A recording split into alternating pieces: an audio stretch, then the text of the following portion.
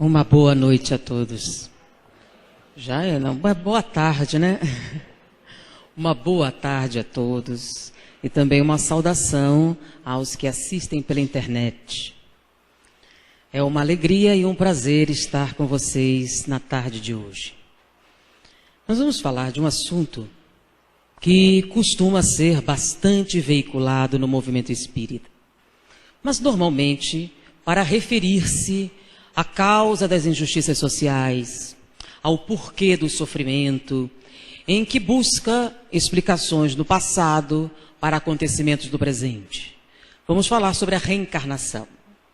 Mas não vamos falar do passado, nem das causas do sofrimento. Nós vamos falar da reencarnação buscando uma ótica um pouquinho diferente. Nós vamos falar a respeito da mecânica da reencarnação.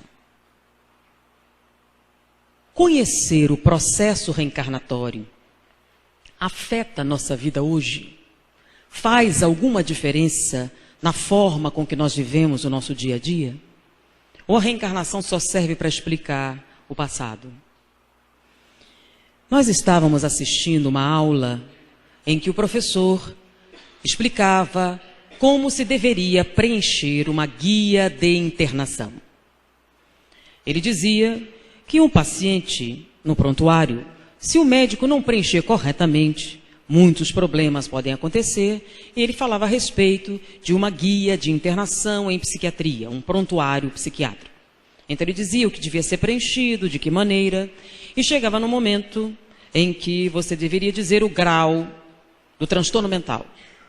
Ele disse assim, para efeitos administrativos, nós dividimos a grosso modo em 4 níveis. O grau 1, 2, 3 e 4. O grau 1 é aquele considerado de alta gravidade, em que há uma grande previsão de internação hospitalar. O grau 2 é aquele que considera-se de média a alta gravidade, onde acontece a internação, porém a medicação é necessária para a manutenção da estabilidade. No grau 3, é considerado de média a baixa gravidade, onde a internação não se faz necessária, mas é necessário a utilização de medicação. E os chamados de grau 4, considerados de baixa gravidade, em que não há previsão de internação, nem do uso da medicação, é onde a psicoterapia tem maior eficácia. E uma medicação é apenas episódica ou eventual. Então, quando você for preencher, você divide. Mas quais são as doenças que se encaixam nessa divisão? Bom, nós colocamos o grau 1, as hebefrenias, oligofrenias, esquizofrenias paranoicas. Nas de grau 2, nós temos a esquizofrenia tradicional, o transtorno obsessivo-compulsivo, transtornos bipolares. E ele foi colocando em que categoria se encaixavam as doenças. Bom, professor, essa é uma divisão administrativa? Tem algum fundo científico nisso? Não, peraí. É uma divisão administrativa, sim, é verdade, porém, ela tem uma base, tem um fundamento. Acredita-se que os transtornos mentais e a sua gravidade estão relacionados à época em que o início da causa dos transtornos acontece. Pode ser que o transtorno só apareça aos 20 anos da idade, porém, a sua origem pode se encontrar no processo de desenvolvimento primário. Vamos explicar mais ou menos assim. Nós dividimos o desenvolvimento humano em 4 grandes fases. A primeira é a que vai de 0 a 6 meses de idade. É a fase da fundamentação do eu, a base da personalidade. Se houver algum problema nesta fase do desenvolvimento, dará origem aos chamados transtornos de alta gravidade. A segunda fase é a fase que vai de 6 meses a 3, 4 anos da idade, que é a fase do desenvolvimento do outro. Você já tem o eu estabelecido, você vai então desenvolver o reconhecimento da identidade fora de você, o outro.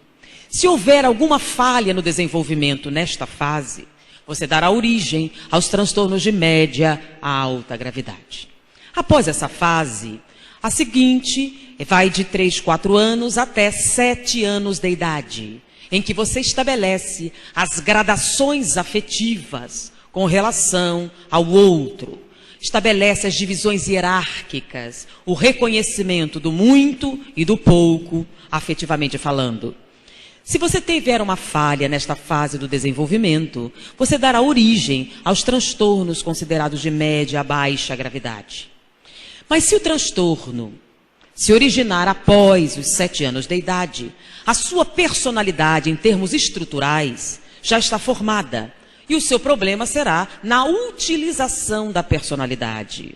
Então, os transtornos que surgirem após esse momento serão os considerados de baixa gravidade, em que a utilização da psicoterapia é o mais indicado, e não havendo necessidade, então, de medicação para corrigir desequilíbrios químicos. E ele descreveu aquilo, explicou um pouco mais profundamente essas questões, mas nos chamou a atenção as datas, as divisões. Nós já tínhamos ouvido falar a respeito dessas faixas etárias. E nos lembramos de André Luiz. André Luiz diz o seguinte: nós sempre falamos que a reencarnação acontece na fecundação.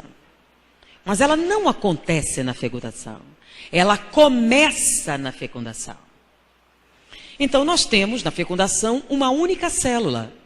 É a célula ovo. Da união do espermatozoide e do óvulo feminino, dá origem a uma única célula. Mas quantas células nós possuímos no nosso corpo? Trilhões e trilhões de células.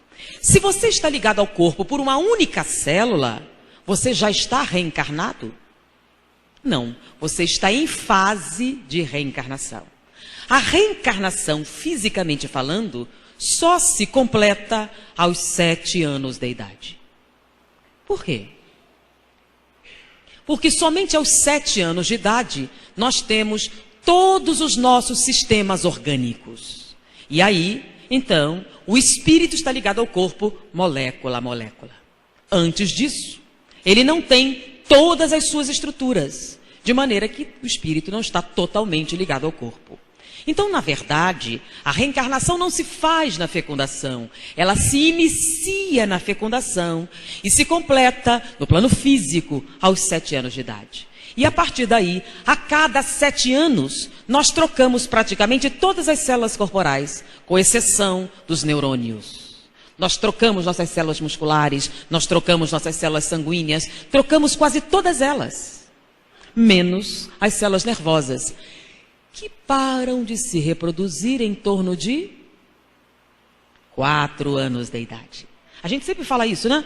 Eles param de se produzir em torno de 4 anos de idade. Olha a coincidência novamente das datas. Então, André Luiz fala a respeito, no livro dele, a respeito da reencarnação física. Mas um outro pedaço muito interessante foi o momento em que ele descreve uma visita que ele faz a uma colônia. Ele sai de nosso lar e vai visitar uma outra colônia. Chegando nessa colônia, ele verifica uma coisa interessante.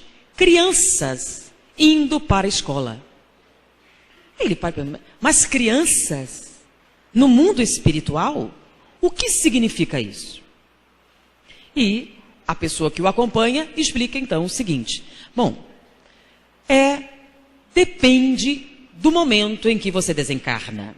Dependendo da fase em que ocorre a desencarnação, você vem ao mundo espiritual como adulto ou como criança. Como assim? Você sabe que a reencarnação, fisicamente falando, se completa aos 7 anos de idade. E ela é progressiva. Se a desencarnação acontece antes dos 4 anos de idade, o espírito retorna à pátria espiritual como adulto da reencarnação anterior, uma vez que ele ainda não perdeu totalmente a sua lucidez. Mas se a desencarnação acontece após os 4 anos de idade, ele volta ao mundo espiritual como criança e completa as fases do seu desenvolvimento até retornar à fase adulta. Porque após essa faixa, ele perdeu a lucidez como adulto e já assumiu uma estrutura cerebral de criança. E aí ele faz o seu desenvolvimento no mundo espiritual até reassumir a sua posição de adulto. Só dar um parênteses. Alguém me fez uma pergunta relativamente a esse assunto, mas é ao mesmo tempo... Não, depende do grau evolutivo do espírito. Alguns fazem mais rápido, não é ao mesmo tempo que você levaria na Terra. É um pouco mais rápido, mas ele faz o crescimento. Voltando. Olha a coincidência novamente. 3, 4 anos de idade. 7 anos. Vamos às fases da reencarnação. Se a reencarnação se inicia na fecundação e você está ligado ao corpo por uma única célula, você está mais reencarnado ou mais desencarnado? Você está desencarnado. Então a maior parte das suas células estão no mundo espiritual e não no corpo físico. Aí após a fecundação, a célula se divide em duas, de 2 em 4, e aí numa progressão geométrica. Uma semana depois você tem a mórula, são algumas centenas de células. Quando o espírito está ligado a essa centena de células, quando ele sai do corpo, ele é protoplasma ou ele é um espírito adulto? O que é protoplasma, gente? É gosma. Qual é a aparência de um punhadinho de células? Gosma. Então ele sai como gosma ou ele sai como um espírito adulto? Ele sai como um espírito adulto. Não há exigências. À medida que o processo embriológico vai avançando, ele vai de mórula, blastocisto, cria o embrião. O embrião ainda não tem os tecidos cerebrais. O embrião, pouca semana, ainda não tem os tecidos cerebrais. De maneira que o espírito não está ligado ao corpo pelo cérebro. De maneira que o seu cérebro ainda é o quê? O anterior. E por isso ele mantém totalmente a sua lucidez espiritual. À medida que o processo embrionário vai avançando, as exigências são puramente físicas. Os sistemas neuronais ainda não estão em funcionamento. De maneira que não há nenhuma exigência de natureza cerebral para esse espírito reencarnante. De maneira que ele ainda está muito mais no mundo espiritual do que no mundo físico. Aí nasce o bebê, o recém-nascido, para aqueles que já tiveram. Quanto tempo o recém-nascido passa dormindo? Vamos fazer o contrário. Quanto tempo ele passa acordado? Das 24 horas do dia, mais ou menos 4. Sendo que não é de uma vez. Ele mama e dorme. Então ele passa a maior parte do tempo dormindo. E o espírito fica onde? No mundo espiritual. Mas quando ele sai do corpo, ele é um bebê recém-nascido? Lembra, esse bebê recém-nascido ainda não reconhece imagens, ainda não enxerga, ainda não distingue as palavras. Não há nenhuma exigência de natureza informacional para esse corpo. De maneira que quando ele sai do corpo, ele é um bebê ou ele é um adulto? Ele é um adulto. À medida que o desenvolvimento vai se fazendo, as exigências vão ficando maiores. Ele vai aumentando o tempo que ele permanece acordado. Mas é um processo lento. Quando ele atinge os 6 meses de idade, ele passa para uma outra fase. E o bebê começa a ter maior relacionamento com a realidade, não é verdade? E nesse momento as exigências são um pouco maiores. Mas são muitas? Não. Ele ainda não processa informações complexas. A memória de longo prazo ainda não se estabeleceu. De maneira que não há exigências cerebrais. De maneira que quando ele sai do corpo, ele é um bebê ou ele é um adulto? Um adulto. Quando ele entra na outra fase e vai chegando aos 3, 4 anos de idade, o que está acontecendo nessa fase? Intensa multiplicação de neurônios cerebrais. Uma multiplicação intensa que cessa em torno de 4 anos de idade. Neste momento, o espírito está ligado ao corpo pelo cérebro.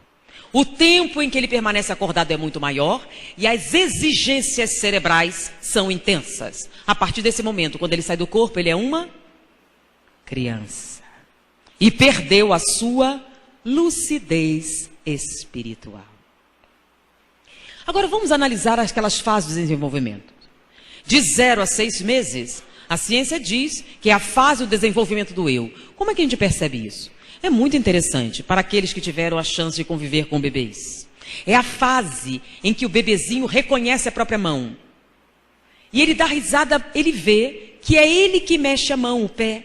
Ele brinca com parte do corpo.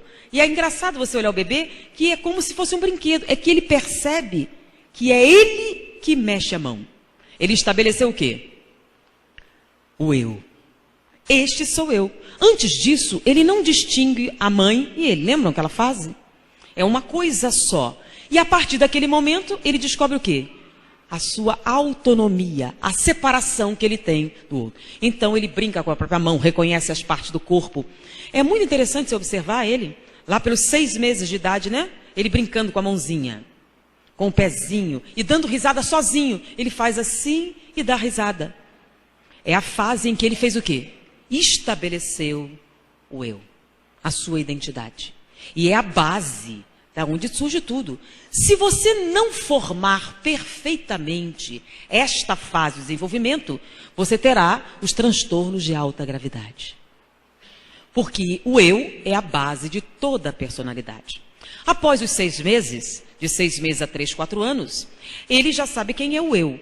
Ele começa a estabelecer o outro. E é aí que muitos pais notam uma coisa interessante. O bebê que ia com todo mundo começa a estranhar. Ele começa a reconhecer o quê? Os estranhos. Então, todo mundo, ele começa então a separar. Os outros não são uma coisa só, são diferentes. Então, existem aqueles outros que são constantes. Lembram, ele ainda não tem a memória de longo prazo, ele está formando. Tem aqueles que estão sempre presentes, aqueles de vez em quando e aqueles que são o quê? Totalmente diferentes, os estranhos. E ele já começou a guardar esta informação. Ele começa a estranhar. E aos 3, 4 anos de idade, ele estabeleceu os outros. E a partir dos 3 anos de idade em diante, ele começa então a estabelecer o quê? As pessoas que eu amo, as pessoas que eu gosto, as pessoas que eu não gosto. É quando a criança começa a exercitar o quê? Os julgamentos de valor. Que é estabelecer as hierarquias e os reconhecimentos desses outros. Aos 7 anos de idade, a personalidade, estruturalmente falando, está estabilizada, estabelecida. E você agora vai usá-la. Até esse momento, um transtorno que aconteça nessas fases do desenvolvimento terá um caráter de natureza química. Por isso, pessoas que sofrem de transtorno obsessivo-compulsivo têm deficiências em neurotransmissores. Daí a indicação da utilização de determinadas medicações. São aqueles que têm deficiência de serotonina, deficiência de GABA, de catecolamina. Nas fases iniciais de desenvolvimento, qualquer alteração será estrutural, causando alterações de natureza química. Por isso, a necessidade de medicação. Após essa fase, estando cerebralmente estruturada a personalidade, as alterações serão não de química, mas apenas de humor, de utilização. São os chamados os transtornos afetivos motivacionais, as neuroses, as psicoses, os transtornos de ansiedade, aqueles que envolvem conflitos da personalidade, o uso realmente, propriamente dito, daquela personalidade que você desenvolveu. Mas as coincidências com relação às fases da desencarnação são muito precisas. As fases são específicas, 0 a 6 meses, 6 meses a 3, 4 anos, 4 anos a 7 anos. Olha as coincidências. E aí a gente começa a entender o significado, inclusive de um fenômeno muito comum, que atualmente ao ser pesquisado, imagina uma síndrome nova, chamada síndrome da hiperatividade cerebral. Eles percebem um fenômeno muito interessante. As crianças, quando elas começam a se comunicar, ou seja, em torno de 2 anos, parecem apresentar uma precocidade muito grande. Um grau de vocabulário fora do comum, determinados aspectos da vontade muito intensos. E elas parecem pequenos gênios. Mas normalmente isso desaparece em torno de 4 anos de idade. E elas voltam ao estágio normal de desenvolvimento. Antigamente a gente observava isso. Mas a gente achava uma explicação de natureza pedagógica. É que a criança entre 2 e 4 anos convive muito mais com adultos do que com crianças. E ela copia os adultos. Depois que ela vai para a creche, para a escola maternal, ela deixa de conviver tanto e assume a personalidade infantil. Não é isso? Só que hoje estão verificando que isso é um pouco diferente. Hoje, a medida com relação ao coeficiente de inteligência está mais precisa. As avaliações em termos motores se faz com maior intensidade. E hoje em dia as crianças começam a ir à escola muito antes. Então, crianças frequentam a creche a partir de 1 ano de idade. E aí se observa mais criticamente a presença desta alteração. Então, crianças de 2 anos... Eu quero esse tipo de roupa, eu quero esse tipo de comida, e usam um vocabulário fora do comum, e muitos pais, nossa, meu filho é um gênio. Nossa, ele tem um QI altíssimo. E realmente, ele está muito acima do que se esperava de uma criança de 2 anos de idade. Porém, quando ele atinge os 4 anos de idade, é como se largasse ser gênio. Voltou ao normal, e ele passa a acompanhar os passos naturais do desenvolvimento infantil. Com a intensidade dessas observações e a frequência desse tipo de relato nas escolas maternais, nas creches e entre os pais, estabeleceu-se então uma hipótese. Realmente, nesta fase, havia uma atividade cerebral mais intensa do que nas outras fases. Eles atribuíam isso porque havia uma multiplicação intensa de neurônios. E eles atribuíram isso à chamada síndrome da hiperatividade cerebral. Porém, existe um outro estudo muito interessante que vem acrescentar fundamentação a isso que nós queremos desenvolver hoje. Porque nós falamos de uma coisa diferente. Quando estamos estudando a reencarnação, vários fizeram relatos muito interessantes das chamadas lembranças espontâneas. E um autor especial, doutora Helen Van Bach, desenvolveu um trabalho específico a respeito desse tipo de lembrança. Os 2 livros mais famosos traduzidos no Brasil foi Você Já Viveu Antes e Vida Após a Vida. E nesse livro, ela relata a sua experiência e o seu contato com a ideia da reencarnação. A doutora Helen, apesar de sua família ter uma origem religiosa, nunca o foi. Ela se considerava agnóstica, tinha sérias dúvidas a respeito da existência de Deus. Ela não tinha nenhum tipo de impressão religiosa em sua vida. Era uma cientista. E ela encontra, então, o seu primeiro contato com uma hipótese diferente de vida. O seu contato com um jovem paciente chamado B. B foi filho numa família que esperava impaciente a chegada daquele jovem rapaz. A gravidez foi muito planejada, foi muito esperada, ia ser o primeiro bebê. E todos estavam muito felizes, os avós, os outros familiares. Ia ser o primeiro bebê de uma família assim relativamente grande. E havia uma grande expectativa em torno da chegada de B. B veio ao mundo, então, num ambiente extremamente receptivo. B chegou, foi muito amado por todos os seus familiares. E à medida que B crescia, com toda essa atenção, eles perceberam que B não era normal. B era acima da média, era muito inteligente, muito vivo, tinha uma imaginação notável. E logo no início, eles perceberam que B tinha uma predileção. B amava o som das sirenes de bombeiro. Toda vez que ele ouvia uma sirene de bombeiro, ele se manifestava intensamente, ficava muito alegre. E os pais perceberam que ele adorava aquele som da sirene dos bombeiros. Então, imagine, numa família grande de muitos adultos, o primeiro brinquedo que B ganhou foi o quê? Caminhão de bombeiros, campainha dos bombeiros, brinquedos que faziam barulho de bombeiros. E B realmente resplandecia quando via alguma coisa semelhante. B cresceu. B começou a se comunicar. Amava os bombeiros. Ele podia receber o brinquedo que fosse. Ele escolhia os caminhões de bombeiros. A maior felicidade de B foi o dia que ele ganhou uma roupa de bombeiro. Nunca mais ele queria tirar a roupa de bombeiro. Ele era um bombeiro e falava qualquer um. Quando ele começou a falar, foi aí que eles tiveram certeza que B era acima da média. B conversava. Você sabe como funcionam os bombeiros? A sua casa tem segurança? E B falava a respeito dos procedimentos de segurança, o que era importante para prevenir os incêndios. E eles ficavam impressionados. Como é possível que uma criança tão novinha falasse tão desenvoltamente a respeito dos procedimentos de segurança dos bombeiros? E ele conversava a respeito do que os bombeiros faziam, o que era importante, o que não era importante. E eles ficaram tão impressionados com a criatividade, com a imaginação de B, que resolveram reunir os recursos da família e colocar B numa escola especial, que aproveitasse aquele potencial, porque o vocabulário de B era fora do comum. E aquela coisa dos bombeiros era assim impressionante.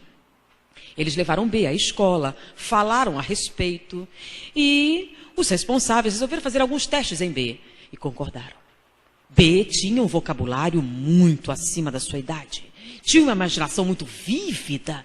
Ele tinha um nível de organização mental também fora dos padrões da idade. Então, ele sim se encaixava no perfil da escola. E B foi para a escola. E B resplandeceu na escola. Porque ele pôde falar sobre os bombeiros, estudar os bombeiros, entender. E B começou com uma coisa nova. Mamãe, sabe quem eu sou? Eu sou Mark, capitão dos bombeiros da cidade de Nova York. E você sabe o que faz um capitão dos bombeiros? E ele começou a falar sobre a hierarquia dos bombeiros. E eles achavam que a escola era ótima, porque ele estava ficando cada vez melhor. Mas um dia, os pais de B foram chamados na escola. B tem um problema. Está acontecendo alguma coisa em casa?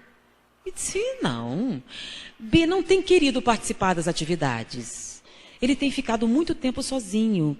Quando nós perguntamos, B, você não gostaria de participar das atividades? Ele sempre diz que ele não quer, que está triste. E como isso tem se repetido, nós resolvemos conversar. Está acontecendo alguma coisa, algum problema? Não, tudo absolutamente normal, nós não percebemos essa alteração. Disse, pois é, B sempre foi muito entusiasmado com as atividades e agora ele tem se negado a participar. Algum problema? Bom, vamos verificar, não percebemos nada. E foram conversar com B. Com B, qual o problema? Você não gosta mais da escola? Você estava tão feliz com a escola? Não, eu gosto da escola. É a professora? Alguém está incomodando? Não. Por que você não quer participar das atividades de B? Eu não tenho vontade. Por que, B? Porque estou triste. Por que você está triste, B? Sabe, mãe, eu sou B, mas eu também sou Mark, capitão dos bombeiros da cidade de Nova York. E eu sou casado e tenho 3 filhos. E eu estou com saudade da minha mulher e dos meus filhos. E a mãe ficou preocupada. Isso está muito estranho. E ela foi conversar com a professora. B já falou alguma coisa a respeito? Sim, constantemente B fala a respeito do capitão Mark. É um conhecido da família? Não. O capitão dos bombeiros Mark não é um conhecido da família? Não. Mas ele conta muitas histórias a respeito do capitão dos bombeiros Mark. Se não conhecemos nenhum capitão dos bombeiros. Ele inclusive finge ser o Mark, o capitão dos bombeiros. Se não, isso não acontece. Ele está inventando histórias. Não é possível. São histórias assim muito... Bom, B tem um problema. Mas como B foi piorando, B começou a ter problemas para dormir. B não queria comer. B estava em estado depressivo. A escola recomendou que eles procurassem um terapeuta. E eles então procuraram a doutora Helen Van Bart. E a doutora Ellie recebeu, então, o seu jovem paciente B. E ela realmente achou ele fora do comum, muito simpático, muito conversador, muito precoce. E estava deprimido. E ela foi conversando com B e perguntou aos pais o que estava acontecendo. Eles descreveram. B estava com 2 anos e meio. E as coisas foram ficando intensas. B estava num estado depressivo significativo. E ele disse à doutora Helen: eu queria ver minha esposa e os meus filhos. Eu estou muito, muito triste. E ela achou que ele estava fazendo um quadro psicótico.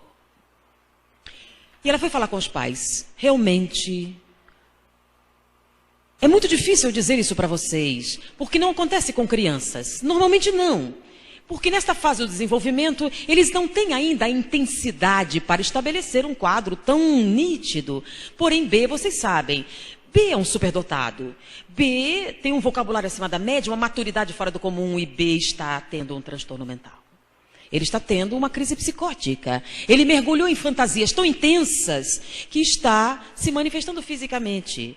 E eu acho, infelizmente, que teremos que começar uma medicação apropriada para B. Mas realmente eu lamento muito, porque infelizmente não existem medicações que não tenham efeitos colaterais e B é muito jovem.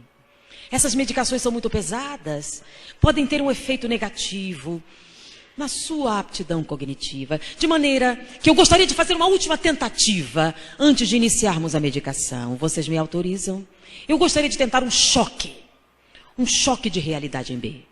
Quem sabe, se nós confrontarmos B com suas fantasias, ele possa despertar, sair desse quadro. Ele é tão inteligente, talvez seja possível. Eu gostaria de tentar. Vocês concordam? Eles concordaram, porque antes disso, diante da situação de B, eles tiraram tudo a respeito dos bombeiros.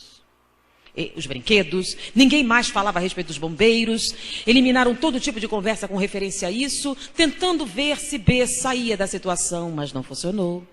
Então a doutora Helen resolveu, vamos fazer o seguinte, vamos novamente falar sobre as fantasias de B, vamos estimulá-la, e depois vamos tentar dar-lhe um choque de realidade.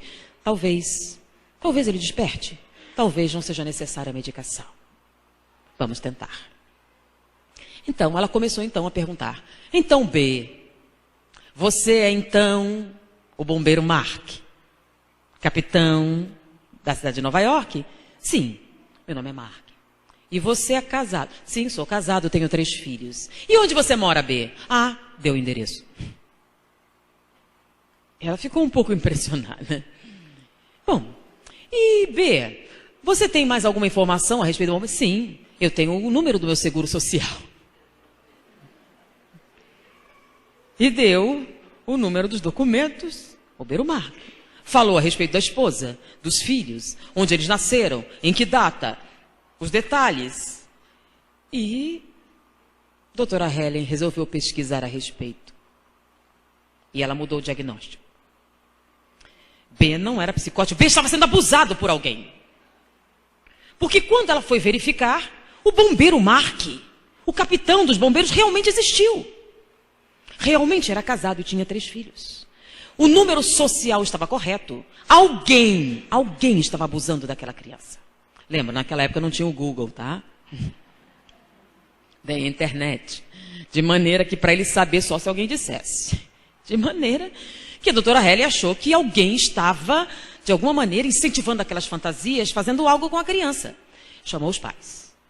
Olha, eu tenho que dizer que, infelizmente, eu acho que há algo errado aqui. Eu acho que essa criança está sofrendo algum tipo de abuso. Quem está alimentando-a com essas fantasias? Eu disse, como assim? Porque o bombeiro Mark, o tal da fantasia, realmente existiu. E os detalhes que ele descreveu são muito precisos. O bombeiro Mark morreu há 10 anos atrás, num incêndio. E algumas das missões que B descreve foram reais. E não tem como uma criança de 2 anos e meio ter acesso a essas informações. Alguém é responsável. E eles foram atrás da escola. Quem seria o responsável? E depois de exaustivas pesquisas, não chegaram à conclusão. Não havia ninguém responsável. E nós não sabemos. Bom, não importa. Nós vamos tentar, então, aquilo que planejamos. A doutora Helen entrou em contato com a viúva do bombeiro Mark. Conversou com ela. Disse, bom, Nós temos um jovem paciente nessa situação, descreveu. A viúva ficou muito sensibilizada. Pois é, nós gostaríamos de fazer uma tentativa antes de iniciar a medicação. Ele acredita ser o bombeiro Mark, seu esposo falecido, e nós queríamos confrontá-lo com as fantasias. Quem sabe ele desperta. Ele é tão inteligente. Se a senhora pudesse colaborar. E a viúva concordou. Concordou em colaborar com a experiência. Num dia adredemente marcado, os pais sabiam do acontecimento, a viúva compareceu ao consultório, os pais estavam lá, B não sabia do encontro.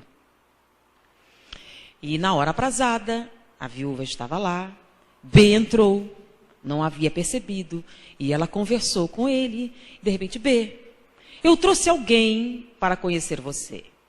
E quando ele se virou, fulana, sou eu, seu marido, Mark.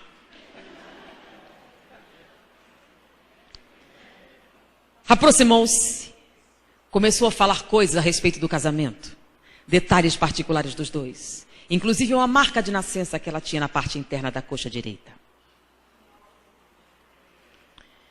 E após algum tempo, a viúva virou assim, o que está acontecendo eu não sei, mas esse é meu marido Mark.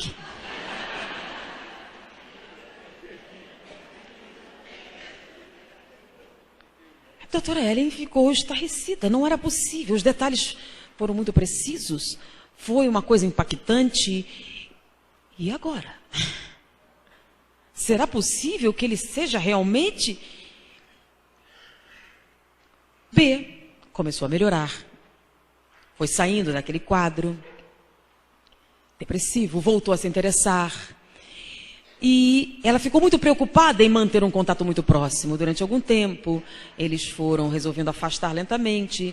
Periodicamente, B pedia para falar com ela. Mas esses desejos foram se espaçando. Os sinais foram desaparecendo. E quando B atingiu 3 anos e meio, não falava mais do bombeiro Mark.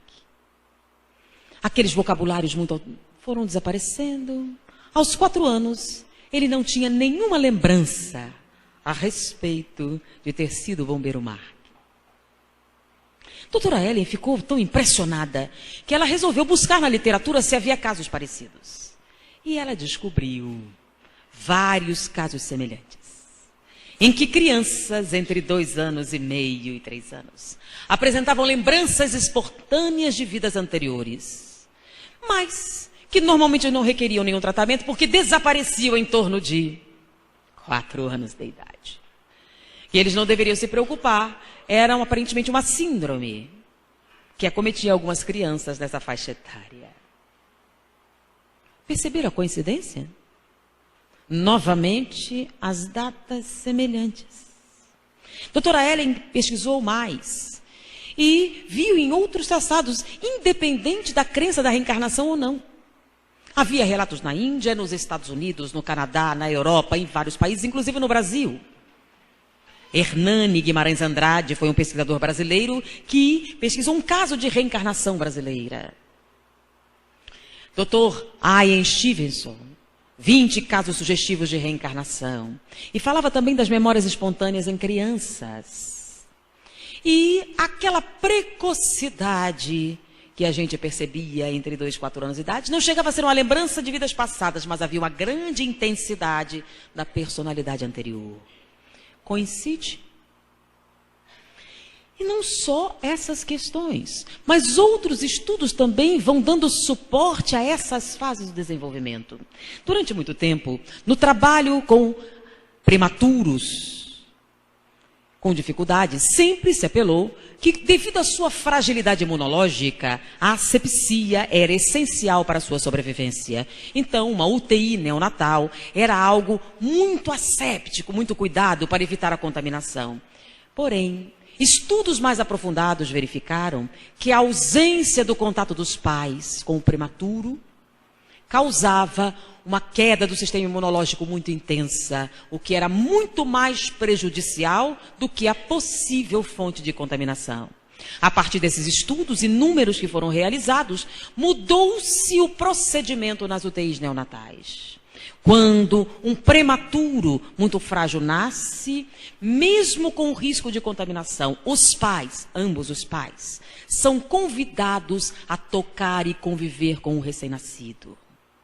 Porque quando há esse contato, essa interação física, quando ele ouve a voz dos pais, quando eles conversam, a reação imunológica deste prematuro é muito melhor do que plenamente o isolamento. Então eles perceberam que o convívio com os pais, o contato e a ouvir-lhes a voz, era muito mais produtivo do que o isolamento. A partir daí, quando um prematuro nasce, os pais são convidados a conviver com eles dentro da UTI neonatal. Todos os procedimentos médicos relacionados mudaram, devido à necessidade que o recém-nascido tem de contato afetivo com os pais. É um estudo muito amplo e reconhecido. Porém, há algumas críticas, porque pensa bem, o recém-nascido ainda não reconhece a voz, não tem estrutura cerebral para isso. Não importa. O fato é que, quando os pais estão presentes, a criança se acalma. Se é um processo cerebral, não sabemos. O fato é que acontece. E muitas pessoas, a gente pode até perguntar, quem aqui já teve a experiência de conversar com o recém-nascido e ele se acalmar? Com o bebê na barriga? É comum. Conversa com o bebê e ele acalma. Teoricamente, não deveria funcionar. Ele não tem as estruturas cerebrais correspondentes para entender a conversa. Mas o fato é que funciona. Diante disso, que relação existe entre esses procedimentos, essas informações e o processo reencarnatório? Se a reencarnação se inicia na concepção, tem um marco na fase intermediária aos 4 anos e se encerra aos 7. Qual é o efeito prático que tem na nossa vida? É muito simples. Imaginem alguém num divórcio litiginoso.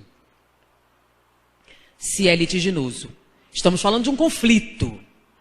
Estamos falando de mágoas de parte a parte, de palavras duras, de tensão, de muitas coisas que se fala com rancor. Mas tem um detalhe. Muitos pais nessa situação têm um certo pudor de discutir na frente de suas crianças a partir de uma certa idade, né? Para não traumatizar a criança. Eu acho que é um pouco diferente, né? Porque se você falar certas coisas na frente do seu filhinho de 3, 4 anos, ele pega e repete. E testemunhas, não é verdade? É uma coisa muito complicada. Então, normalmente se evita discutir na frente de uma criança que possa reproduzir os seus diálogos. Agora, a explicação geral é para não traumatizar a criança. Então, a gente costuma evitar traumatizar as crianças a partir de uma certa idade. Mas não costumam ter o pudor de falar coisas na frente dos bebês. Os recém-nascidos. Afinal, eles não vão lembrar nada mesmo. Eles não escutam, eles não veem, eles não lembram, não são testemunhas. Não vai afetar. Vai afetar alguma coisa que eles não entendem? De maneira nenhuma. De maneira que eles ainda não são pessoas. E a gente não tem muita preocupação com o que diz na frente deles. Só que tem um detalhe. Quando o espírito sai do corpo até os 4 anos de idade, ele é um adulto ou uma criança? Que entende como um? Que sofre como um? Que reage como um? Após os 4 anos de idade, ele perdeu a lucidez espiritual. Quando ele sai do corpo, sai como uma? Que entende como uma criança e que sofre como uma criança. Com o entendimento de criança. Então, quando você diz a uma criança de 5 anos, eu odeio você, você é um fardo para mim, ela até vai ficar assustada. E o que ela vai entender disso? Mamãe está nervosa. Ela não entende a intensidade emocional ou o significado preciso do que foi dito. Ela é uma criança. Com a limitação de compreensão de uma criança. Mas quando você diz ao seu bebê, de 3 meses, eu odeio você, você é um fardo para mim. O Quem escuta é um adulto, que reage como um adulto e que revida como um adulto. Só que tem um problema. Se você, adulto, está numa situação de limitação, você não pode se mover, você não pode falar, você não pode se comunicar, está totalmente indefeso da mão de alguém que tem que tomar conta de você. E ele lhe diz, você é um fardo. Como você se sente? Essas emoções são fortes. Dependente, indefeso. É como se estivesse cego, surdo, mudo e tetraplégico na mão de alguém que não te quer. Sentindo-se aprisionado, impotente, limitado. Como você reage? Rancor, mágoa, ódio, revolta. Só que tem um pequeno problema. Nesse momento, o espírito reencarnante está realizando uma tarefa extremamente delicada. Ele está formando a citoarquitetura cerebral. Com o seu preciso equilíbrio de neurotransmissores, de substâncias, de sinapses. Ele está formando a estrutura do que futuramente será a sua cerebração, a sua personalidade. Se nesse momento ele for acometido de sentimentos vibratórios negativos, ele irá afetar a construção deste cérebro. O que dará origem, segundo a ciência, aos transtornos de alta gravidade. Se for na primeira fase. Na segunda fase ele perde uma certa lucidez, mas ele ainda mantém. A mágoa, o rancor, o ódio, a revolta, são sentimentos que produzem baixos vibratórios. E você está numa fase delicada do desenvolvimento cerebral. Se o trauma acontece nesta segunda fase, não será tão grave como na primeira, mas ainda assim será de gravidade. Os transtornos de média e alta gravidade, desequilíbrios eletroquímicos, que numa idade mais avançada irão aparecer. Daí os transtornos de desequilíbrio químico em que necessita a compensação através da medicação. Então, dizer à sua criança de 5 anos alguns desaforos é muito ruim, muito traumático. Mas nem um pouco tão traumático ou tão negativo ou perigoso como fazer isso aos seus bebês.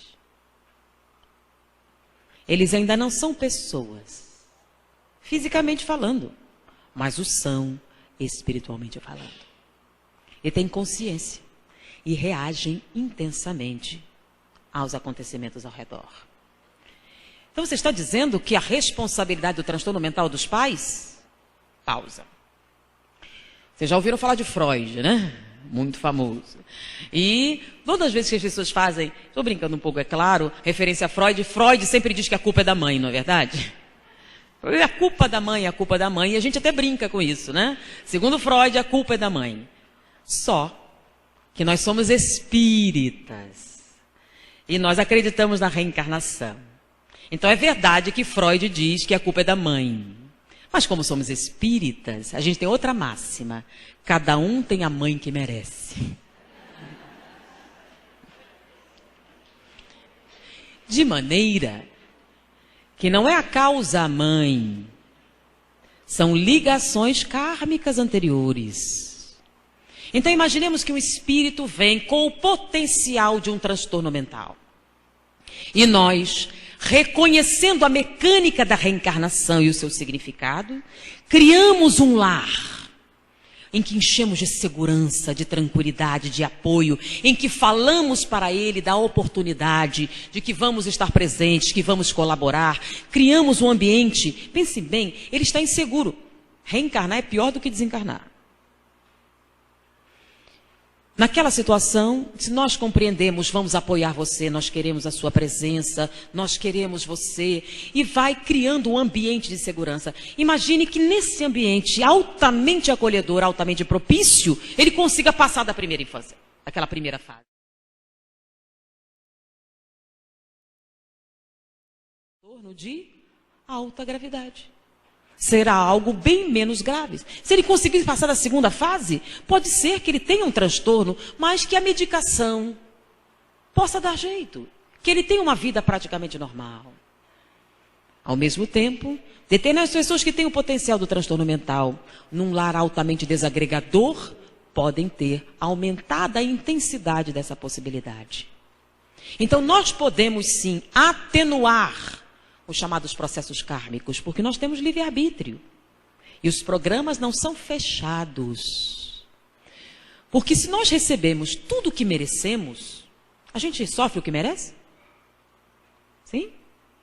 Porque Deus é justo, né? Se Deus é justo, a gente sofre tudo que merece. Só que tem um detalhe. Deus não é somente justo. Além de justo, Deus é misericordioso e bom. Então a gente sempre sofre menos do que merece. E a misericórdia divina está onde? Tilenol, Novalgina, anestesia peridural. Porque se fosse para sofrer o que merece, você nasce com escoliose, aí você toma um anti-inflamatório, você toma um analgésico, misericórdia divina. Então a gente pode sofrer menos. Então vamos usar. Quem foi que disse? Conhecereis a verdade e ela vos libertará. Então nós aprendemos uma coisa nova. Se nós usarmos, nós podemos modificar sim os nossos destinos. Não existe fato ou fatalidade. Nós somos o agente da realidade. O conhecimento liberta. Nesse momento, vocês são possuidores da chance de mudar os destinos de alguém. Ah, mas eu não tenho filhos, netos, sobrinhos, outras pessoas. Nós demos para vocês fundamentação suficiente na ciência para embasar essas colocações. Não são apenas trabalhos da área da psicologia. Nós falamos da enfermagem, dos cuidados neonatais, das experiências da pedagogia, das creches infantis. É um fato que se tem observado. E que se nós reconhecermos com o cuidado que merecem, nós podemos sim produzir resultados mais positivos. A reencarnação não é um ícone que a gente usa apenas para explicar o passado. Ela está acontecendo no presente e faz parte da nossa realidade. Então não basta acreditar na reencarnação, é preciso viver como se isso fosse verdade. Ser espírita não é uma crença, é um modo de se comportar. É uma finalidade que altera a forma com que nós enxergamos o mundo, nossa família, nossas crianças e a nossa relação com a realidade. Então é importante sim. E para nós finalizarmos, vamos contar uma história que já é muito conhecida, que Divaldo Franco costuma contar em algumas palestras. Ele estava proferindo um seminário quando uma jovem foi conversar com ele. Eu gostaria de lhe falar um problema que eu estou tendo, um problema muito sério. E diante do que você falou, eu pude entender que é um problema reencarnatório. Eu tenho uma filhinha. Ela tem hoje 3 anos. Mas desde que nasceu ela me rejeita. Ela nunca me quis. Eu tentei amamentá-la, mas ela não quis. Ela aceitava outras pessoas, mas não a mim. Toda vez que eu pegava ela no colo, ela chorava muito. E nós descobrimos que era eu. Se outra pessoa qualquer a pegasse, ela se aquietava. Mas quando eu tentava pegá-la, ela me rejeitava. E ela foi crescendo, isso foi piorando. Ela nunca me chamou de mãe. Ela nunca me abraçou. Eu tento abraçá-la, mas ela me renega. E eu sofro tanto com isso que eu sempre quis tanto essa criança. É um inimigo do passado, não é? O que eu posso fazer para mudar isso? Eu amo minha filha. Mas eu vejo que ela não me quer. E, Divaldo, sensibilizado, resolveu pedir orientação espiritual. E a sua mentora disse, não é um problema de outra encarnação. É do presente. Bom, minha jovem, segundo os espíritos, não é um problema de outra encarnação. É um problema do presente. Como assim do presente? Ela só tem 3 anos. Você tem... Bom, meu casamento é muito estável, ela foi uma criança muito esperada, nós não temos nenhum problema, ela nunca teve nenhum problema de saúde, nada. Você teve algum problema? Não. Mas como o evento continuava, ela voltou mais tarde e trouxe o marido. Veio o marido, os avós da criança, para conversar. Disse, eu trouxe meu marido, minha mãe, minha sogra, e gostaríamos de conversar, ter uma orientação a respeito do que fazer. Todos sabem que ela não me quer. Não é um problema de outra encarnação, é o momento do presente. Algo aconteceu com ela? É um problema cerebral? Não. Foi algo que aconteceu no parto. Mas eu não tive nenhum problema no parto. Foi uma gravidez muito tranquila, eu era muito saudável, não tive nenhum problema. Nós optamos por um parto natural, mas foi muito tranquilo. Nem dor eu tive, eu usei anestesia, não tive nenhum problema no parto. Mas foi algo que aconteceu no parto, na sala de parto. Eles começaram a conversar. Aconteceu algo? Nós não lembramos de nada que tenha acontecido. O que pode ter acontecido para causar algo assim? Nossa mentora afirma que foi algo que foi dito na sala de parto. Se eu não lembro, tentem. O momento do parto, o que é que estava acontecendo? E ela conversando com o marido, eu estava ali, meu marido estava presente, meus pais estavam do outro lado, eu enxergava eles através do vidro. Foi muito rápido. O bebê nasceu, o médico pegou, trouxe para mim. Eu não me lembro de ter dito nada. E o que pode fazer uma coisa assim? Pense bem. O bebê nasceu, o médico retirou. Eu lembro. O médico disse, é uma menina. E eu disse, que pena. O problema é que ela estava a seu lado e ouviu. E nesse momento ela disse, se você não me quer, eu também não quero você. E a partir desse momento, ela como adulto, começou a rejeitar. A criança não tem consciência, é o processo. O adulto preside durante uma boa parte. E ela estabeleceu por padrão que se você não a quer, ela não a quer. Mas não é verdade, eu quero muito. O que posso fazer? Aquilo foi... Esperávamos um menino e achava que era, e não é real. Eu amo minha filha, eu a quero. O que eu posso fazer? Bom, ainda há tempo, quando ela dormir, converse com ela. Explique o que aconteceu. Fale dos seus motivos. Fale seriamente como você falaria a um adulto, que é o que ela é. Justifique. Mostre que foi um engano. Se ela se convencer, você tem uma chance. E ela assim o fez. Toda noite, a criança dormia. E ela começava a conversar. Porque quando a criança estava acordada, ela rejeitava. E outra coisa, a criança não compreendia. Lembram? Não tem memória permanente. Não é um processo de natureza consciente. Quando ela dormia, ela conversava. Explicava. Eu te amo, eu te quero muito. O seu quarto, eu decorei. Escolhi as peças de roupa. Você é muito querida. Eu te quero muito. Sinto sua falta. Foi um lapso. Eu peço desculpas, me perdoe. Mas eu te amo muito do jeito que você é. Eu quero a minha menina sim. Você é tudo para mim. E durante largas noites ela repetiu. Explicou, justificou-se, pediu perdão. 6 meses depois, um dia a menina acordou. Mãe, era a primeira vez. Sonhei com você. Você dizia que me amava, é verdade? Muito. E ela abraçou a mãe pela primeira vez em 3 anos de vida.